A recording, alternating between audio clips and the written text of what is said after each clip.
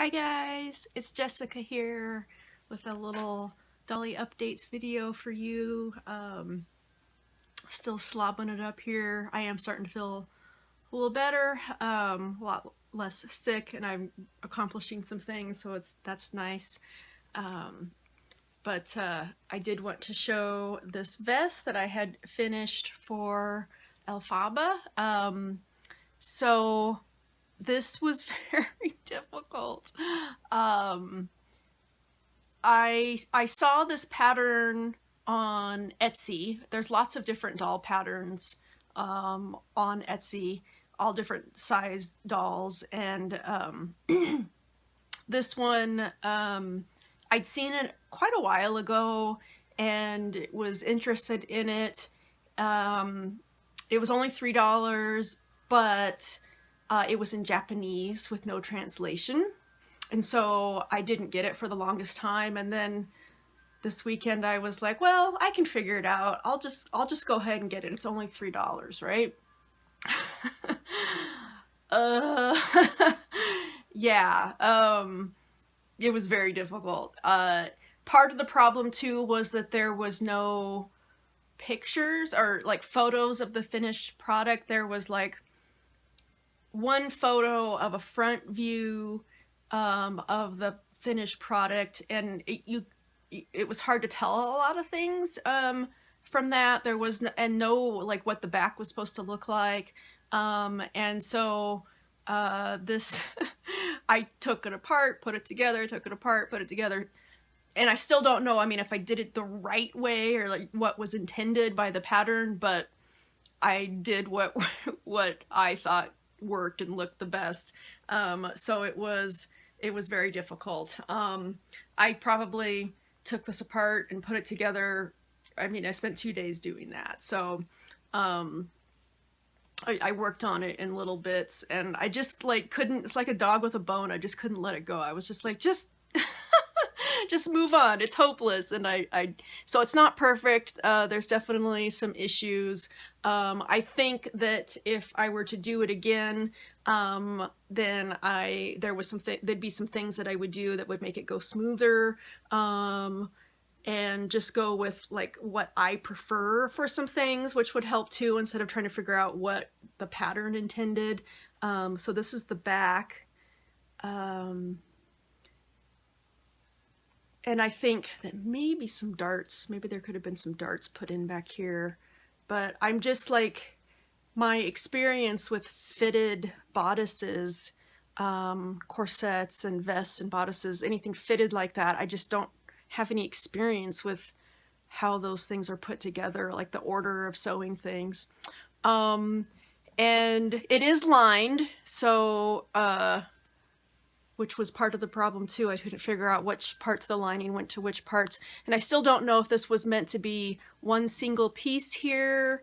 I decided to split these pieces up because I thought it laid better and looked more interesting. So I just winged it. There's meant to be eyelets here. I just ended up punching these holes in here, and I had some eyelets, and they're paper crafting eyelets, so they're cheapo. And I still don't have a proper setting device. I tried to use this. This was something that I got with another kit, and I thought I'd be able to use it. So I punched all these holes, and then it didn't work. So I couldn't get them in. So eventually, it's meant to have eyelets there. But this fabric that I use is a very tough fabric. So I think it held up okay to having the holes punched through it. So, and I think it ended up looking not too bad. And this was an outfit that I had made a while ago. The shirt that's underneath and the pants.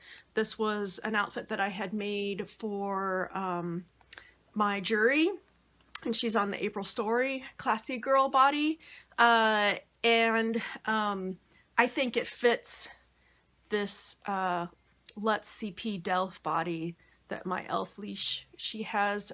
It seems it fit her better, and I liked how the vest goes with this shirt. The shirt has some ruffles along the bottom, so it could be a little bit, because this is adjustable, I can cinch this as I'd want to, so I could have cinched this a little more, but it's a little bit, but I think it looks all right. I think it looks okay. Let's see. I did, let me open up this part. I did use, this is the first time using these clear snaps, and I actually really like these. I'd never used these before.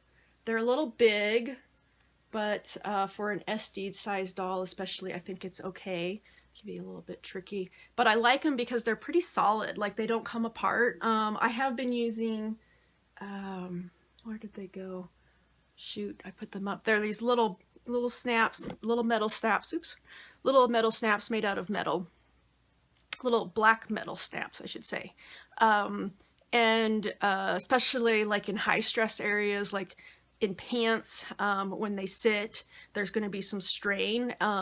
And I've had trouble with those coming apart. So, so I'm actually really glad that I use these, and now I like them a lot more, and I'll probably use them with more stuff. But I really like how Elphaba is looking. I really like her with these Mako eyes. They weren't exactly intended for her, but she's kind of claimed them. So, and her and Elphaba and Caribou Woman here have been hanging out. I feel like they were both like just looking at me this entire time that I was sewing this vest. Like, aren't you finished with that yet? So I haven't done as much with her as I would like. I did work on her some legging coverings here that are just pretty simple. My friend Miss Mantis had sent me some scraps of this. It is some sort of artificial, it feels really real though. Like I couldn't figure it out at first, and I had to look at it closely to see the weave of the fabric in there, but it has like a suede back, and so it's like a faux mohair, and so that's okay. I think it looks all right. I don't know how authentic that is and that sort of thing, but this would be like me in the wilderness trying to find something to keep my legs warm. Let me strap this thing on me. But that's okay. I'm okay. Things don't always have to be completely perfect, 100% perfect. I was looking at some different forums, and you know, I appreciate when people put research into stuff and try to make it as authentic as possible, and I want to do that too. I think the point is recognizing when it's not. I mean, that's the part, like, I think that's the important part too, is that when you recognize that, hey, you know, this is how it should be, but I don't have that ability, or I don't have access to that tool. So you do the best you can. You do the best you can with your skill level. And that's how you get better. You know, you experiment, you do things. So I know not everything I am going to make for her is going to be 100% authentic. And I'm just going to do my best. I'm going to have fun with it, and I'm going to enjoy her. So, Caribou Woman. This is the other wig, and I had put some pictures on Etsy, and so when I had bought this wig, the pictures had only shown the front, and I just thought it was, you know, a short wig kind of. I didn't understand that it had this huge braid, and I've seen this wig in the smaller sizes. The wig isn't as massive. Oops, got cut off there. Let me turn this on so it beeps at me when it's in. Okay. So what I was saying is that I did see pictures of this Monique wig on another website, and it was showing a smaller size because it was on a fashion doll, like a Barbie doll, something along those lines. So it was probably like a size 5'6", something smaller. And it did show the wig. The wig was in the front, and it was just tiny. You know, it was short and small, and I really liked that a whole lot better. So, but like if I tried to bring this wig around, it doesn't really, it's so big. It's so big and thick, and the wig itself will shift.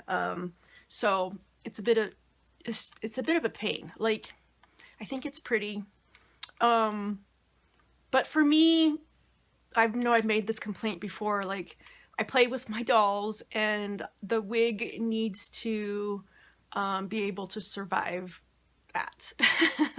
And I want to be able to move them around and do things and not just be worrying about a high maintenance wig all the time. So there's that Russian wig maker who makes those beautiful wigs that are just all immaculate, and I'm like, and they're like $200, and I'm sure they're worth every penny. They're gorgeous, but I'm like, no. No, that wouldn't work for me. I play with my dolls too much. So, but so plans, eventually I would like to make her a wig out of some black Surrey alpaca, so that I can get the kind of like, these Monique wigs are gorgeous. I do just love them, but they're very, very full and very thick, and I actually would like something just a little thinner. And I think that that's going to be my best bet for that. It's for achieving that. But I'm just really enjoying this girl. She hangs out with me, and as I've been, I can't stay here for very long. Oftentimes I have to go back and forth, but sometimes I just come and I sit in my doll room, and I'm just like, oh, I wish I could be doing more things with them, but it brings me comfort and joy just to come sit here with them. Just sit there and, well, aren't you pretty? And I just kind of play with them a little bit, and that's okay. Like, you don't have to be like achieving something all the time, right? But isn't she pretty? I am just been loving her so much. And her and Elphaba has been hanging out a lot for some reason. They are very similar height. When I put them next to each other height-wise, they're pretty similar. So they're like 55 centimeters around there, 56. They're not, they're smaller SD size dolls. Oh, I wanted to show you guys this. Let's see if I can I just, you can see my messy desk. Look how messy my desk is. Don't look at how messy it is. So this picture, Grievous Girl sent me this this morning, and she's doing couples bust portraits. So if you have a couple and you would like them together in some sort of portrait, I'm sure she would do single portraits too, but she was having a special that she advertised on her Instagram, and I jumped at the chance because I really wanted to see. She'd already drawn Gahern before, and I was like, I want her to draw him again, and I want her to draw Herla too. And I want to start seeing, like, I'm gonna make some artists do this work for me. I used to commission a lot of art of my characters because I just loved seeing different interpretations. Like, yeah, I can draw my characters myself. I can do that and I can achieve that, but it's not the point. I love seeing what other artists do. So I think this is wonderful. I love how she combined their old drawn forms, because I just kind of like sent her to my DeviantArt and, oh, have fun, it's a million things on there. And the poor girl, not a ton of direction, I don't think. And then my dolls, the doll versions. And I just love how like Gahern's face, like his nose, his profile, like I think that she just hit it, man. She just nailed it, like, as far as combining those two aesthetics. I love it. I'm so inspired. And Herla looks like this combination of the drawn forms I've done with her with her doll form, and she gave her elf ears. Like, see the elf ears? Because I am still looking for the twiggling ingenues, which is the elf ingenue. I'm looking for that head, and if that doesn't happen, then eventually I'll probably mod her ears to have elf ears. But I just love this. I love it. So if you're wanting a portrait of your characters drawn by Grievous Girl, please check her out. She has an Instagram and a YouTube channel, so check those things out. You know, and I just noticed, every time I'm looking at this, I'm noticing more things, is the piercings that she gave to her. I love that. I don't think that's nothing he's ever had in his character, that he's had piercings or anything, but I'm really digging it in this picture. It looks pretty nice. So, and the other thing, that was the other thing that, that I want to get some of that black Surrey alpaca, because I do want to experiment with giving him the facial hair. That would just like really complete the feeling. And then of course a wig, if I could get a wig that would come off in the style that I want. Kind of combining that old drawn way and then his doll form. So, oh, I love it. I had to show you guys. So thanks so much again, Grievous Girl. Ashley, appreciate it so much. The other thing, let me take a sip of my Pepsi here. This is my drug of choice. I have been enjoying watching people's their doll collection in an alternative universe tag. That tag that Ann Picaro started, and I've been watching those videos and really enjoying people's discussion on that.